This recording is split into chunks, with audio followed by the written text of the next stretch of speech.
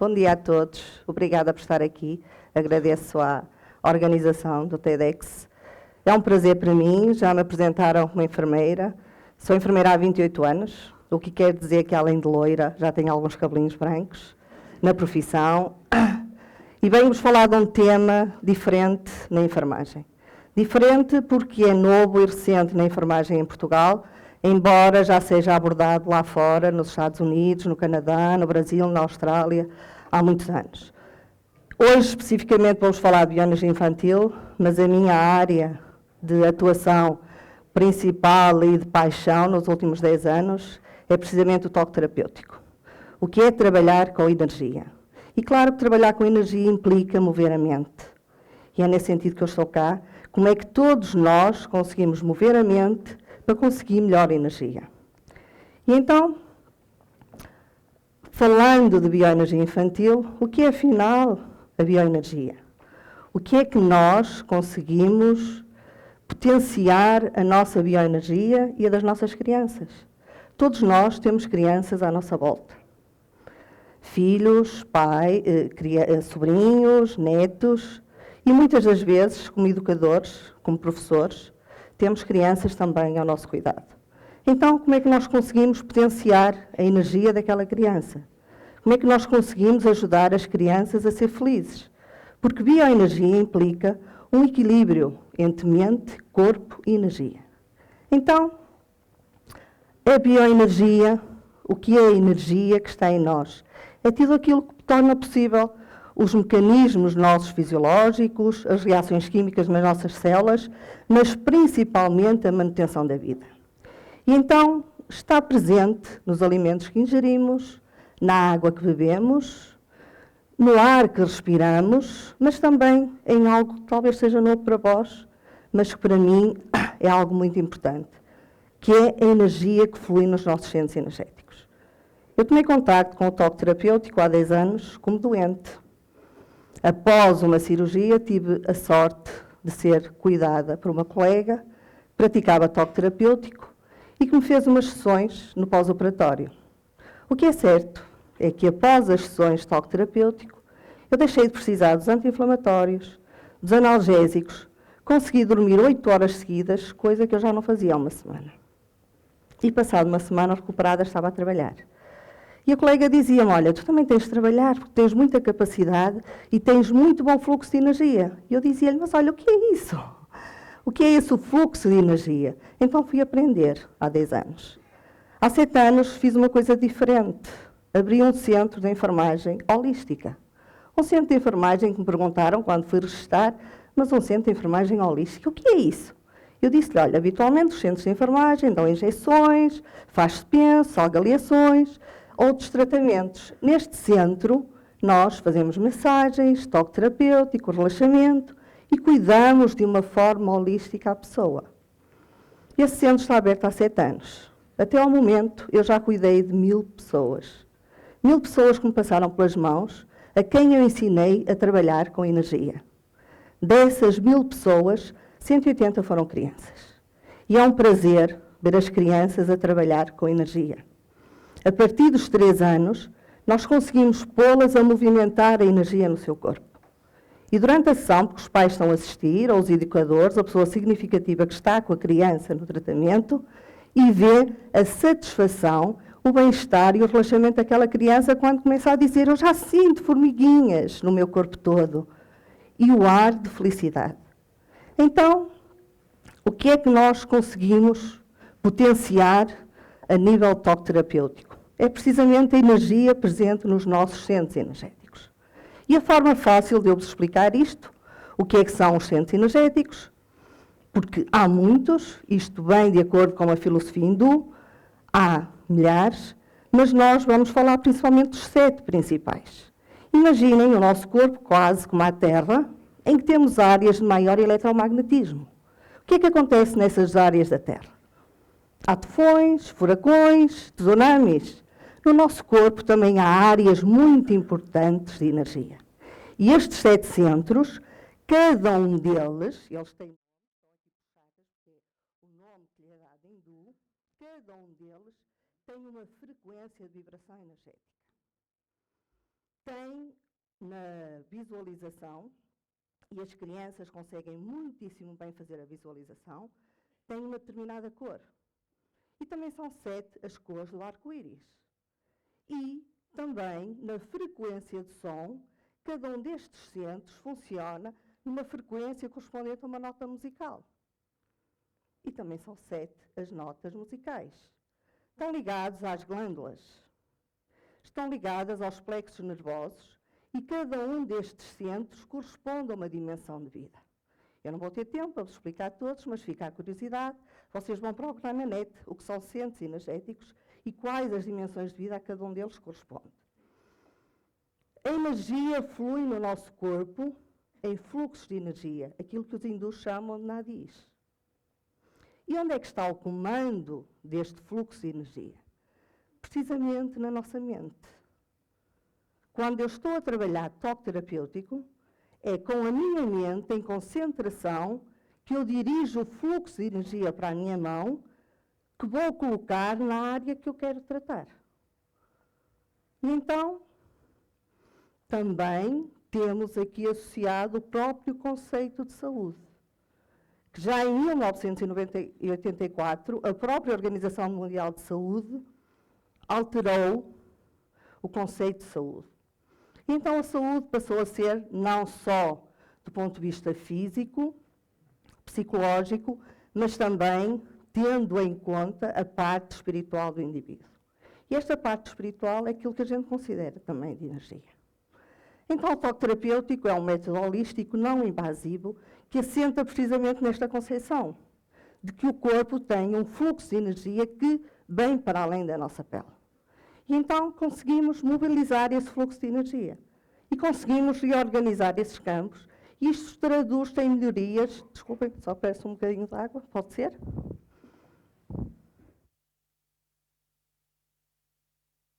A gente falar muito fica com a boca seca. Então, este fluxo de energia leva a que, quando regularizado, todo o nosso corpo funcione muito melhor. E então, como é que nós podemos potenciar nas nossas crianças este fluxo de energia? Principalmente, obrigada.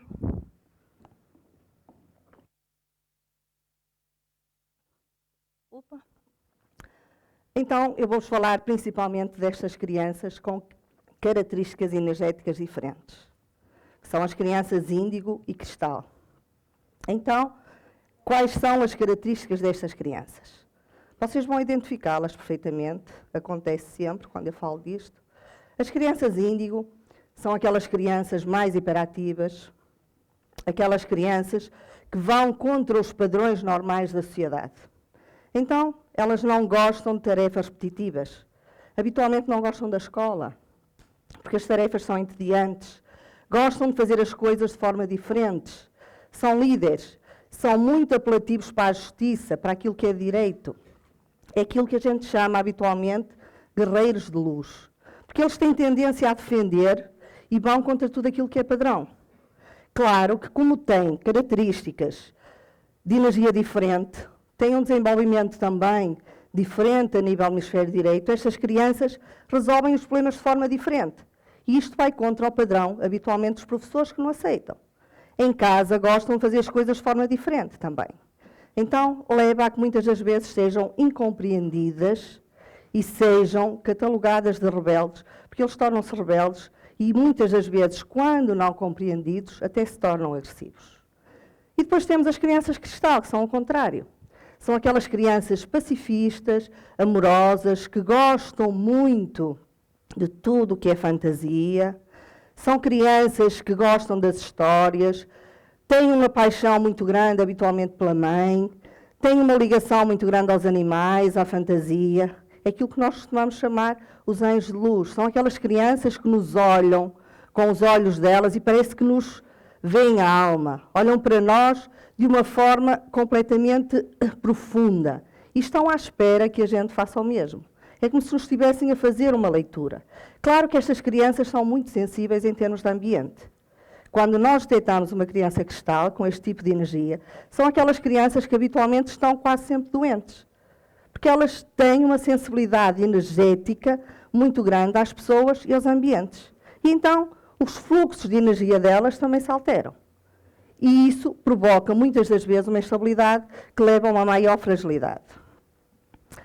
A presença destas crianças permite, principalmente, a tolerância, a compreensão, a vivência do amor, porque elas são tão amorosas, tão pacifistas, gostam tanto de falar, têm explicações sobre tudo, que elas querem sempre contar a sua história e fazer com que as pessoas acreditem. Não são crianças para expor à violência, não são crianças que possam estar expostas enquanto estão numa refeição, ou um telejornal, ouvir a violência, a guerra, porque as crianças vão sofrer. E então, este sofrimento, o que é que vai trazer? Medos, terrores e pesadelos. Estas crianças vão ter perturbações, muitas das vezes, durante a noite. E as crianças índigo também acontece isto. Quando me aparecem as crianças, a maior parte das vezes, estas crianças falam de coisas que até dizem que têm medo de falar aos pais. E então, porque se assustam. Então, como é que nós podemos minimizar estes medos, estes pesadelos, estes terrores? Claro que temos muitas formas, mas a principal, que deve ser feita pelos pais, é a escuta ativa. Ouvir a criança, o que é que ela tem para contar. Não voltar as costas ao problema. Amá-los incondicionalmente. Mesmo que o nosso filho seja diferente, e aquilo que eu vejo principalmente com as crianças índigo, que são revoltados, que a maior parte das vezes já nem os pais, nem a família, ninguém tem paciência para eles. E quando eles chegam junto de mim, aprendem a relaxar, aprendem a sentir-se bem, é um conforto. E eles acabam a sessão e estão a dizer, vou dizer ao meu pai, eu quero voltar cá de novo. Porque a criança sente esse conforto, sente essa compreensão. Então, temos que ser nós, quem está junto deles, que lhe tem que dar esta transmissão de carinho e de amor. E a aceitação, porque eles são diferentes.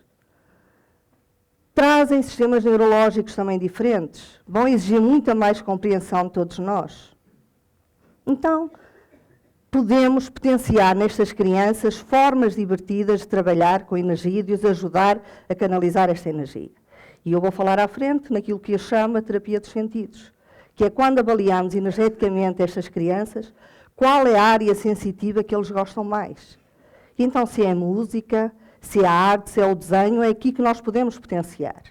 Claro que a natureza, o contato com os animais, as idas à praia, o convívio, o permitir que eles questionem, porque eles fazem muitas perguntas, principalmente então os cristais, sobre o mundo, como é que o mundo aconteceu. Uma destas semanas, uma das minhas amigas e colega, também enfermeira, dizia-me, olha, o meu filho estava a arrumar as coisas dele e ele disse, mamãe, guarda essas coisas, porque eu quando voltar de novo, eu vou voltar a ser criança. E ela ficou a olhar para ele. Portanto, estas crianças levantam questões que a maior parte das vezes nós adultos não estamos preparados para elas. Não sejam precipitados nas avaliações. Eles não são loucos. Podem ter percepções diferentes das vossas e ver as coisas de forma diferente das vossas. Então, é preciso tolerância. E uma coisa muito importante, sorrir às situações. As crianças são espelhos dos pais. Quando me pedem para avaliar energeticamente uma criança, eu exijo sempre que os pais estejam presentes. E posso-vos dizer que a maior parte das vezes, o que acontece é que eu convido os pais a fazer a terapia primeiro que os filhos. Porque as crianças vêm manifestar aquilo que é a ansiedade da maior parte dos pais. E então elas vão espelhar esta ansiedade. E muitas delas dizem, eu nunca vejo meu pai rir, se meu pai não tem tempo para brincar, é só a minha mãe. Portanto, há algo que aquela criança está a espelhar no seu sofrimento. A alegria, o calor humano. E entender como é que funciona o nosso cérebro. Se eu tenho um hemisfério mais direcionado para o meu emocional, para a fantasia, tenho um hemisfério mais direcionado para aquilo que é lógica e matemática, mas tem que haver equilíbrio entre os dois. É muito diferente o que é formação do que é treino emocional. E a maior parte destas crianças estão assoberbadas de tarefas. É explicação de matemática, é explicação de física, é agora mais outra atividade. E onde é que está o tempo lúdico, de prazer, daquilo que elas gostam de fazer? Aquilo que dá alegria à alma delas. A fantasia. Então é preciso acalmar todas estas manifestações dolorosas. de reduzir os medos, potenciar a recuperação e o reequilíbrio. Nós podemos, com um banho calmante, com aromas, com essências, a meditação infantil, a oração, para quem tem fé, é religioso, a massagem, o toque, explorar o mundo da fantasia. Neste mundo da fantasia, eu falo muitas das vezes naquilo que é o teatro das emoções. Então, vamos buscar a emoção. Quando nós estamos emocionalmente perturbados, se nos colocarmos de fora como observador, nós conseguimos observar a nossa própria emoção. E as crianças também conseguem fazer isto. Com animais, então, todas estas sessões de relaxamento incluem sempre uma sessão de fantasia, em que a criança escolhe o cenário. Então, este cenário pode ir para o espaço. Então, eu vou estar numa visualização com as estrelas, com os planetas, pode ir para o mar, com os golfinhos, pode ir para o jardim encantado, com as fadas, e a criança vai visualizando e vai dizendo as cores que sente durante a sessão. E o que é certo é que elas visualizam as cores e os centros que estão bloqueados, elas não conseguem dizer a cor. Após a sessão, o tratamento, quando nós fazemos o desbloqueio do centro, a primeira cor que a criança repete é precisamente a cor correspondente ao centro bloqueado. Então, podemos massajar essencialmente a área do plexo solar, que é aquela correspondente à área das emoções, frontal e coronal, para dar relaxamento também a nível mental, cóccix e pés, porque são as áreas primárias relativas com os medos. Através da terapia dos sentidos, estimular os sentidos para promover o desenvolvimento, estimular a arte. A maior parte destas crianças são extremamente criativas naquilo que fazem. Potenciar a criatividade, já cá falámos hoje, e eu posso dar como exemplo, muitas das vezes treinei isto com os meus filhos. Eu tenho um filho arquiteto, que está cá hoje, e tenho uma filha no 2º ano de designer. Facilitar a aprendizagem, promover o relaxamento e aumentar a autoconfiança das crianças. Essencialmente, quando nós temos uma criança connosco, se ela não está feliz, ela vai manifestar no seu olhar. Então, ouçam-na. Vejam o que é que ela tem para vos dizer. E, além de ouvir, sintam-na. Isto é que é diferente. E foi isto também que eu trouxe diferente para a enfermagem. É quando nós falamos na enfermagem como enfermagem holística, aquilo que é o nosso paradigma na profissão. A maior parte das vezes, eu costumo dizer, quando dou aulas e formação a enfermeiros e alunos de enfermagem, então digam-me, se a enfermagem é uma área de profissão holística em que nós tendemos que atender ao holos no seu todo, ao físico, corpo, à mente e à energia. Que competências é que nós temos como profissionais de saúde? Na área física, habitualmente tratamos mais ou menos bem, com melhor ou mais competência. Na área mental, vamos dar umas pinceladas, porque nós ainda não conhecemos metade das capacidades da nossa mente. E de energia? Que competências é que nós temos para mexer com as energias dos doentes? Então, como é que nós vamos conseguir potenciar o reequilíbrio do doente se parte daquele doente é energia? Então, é preciso nós aprendermos connosco. Eu hoje não tenho tempo para vos fazer uma sessão de autodiagnóstico e de vocês sentirem os vossos corpos energéticos, porque é isso que eu costumo fazer com os alunos. Mas numa próxima sessão pode ser que haja essa oportunidade. Incluir também a música. A música é o som da alma e há vários estudos feitos, nomeadamente na influência da música sobre as moléculas de água. 70% do nosso corpo é água. E as crianças, inclusive, têm mais água do que nós. Então, há que potenciar, ter música em casa de som a funcionar e acompanhar sempre aquilo que elas nos dizem. E, além disso, sempre que nós conseguimos um sorriso numa criança, é algo que está bem nela. E é um prazer para todos nós. Bom dia e obrigada por estar connosco.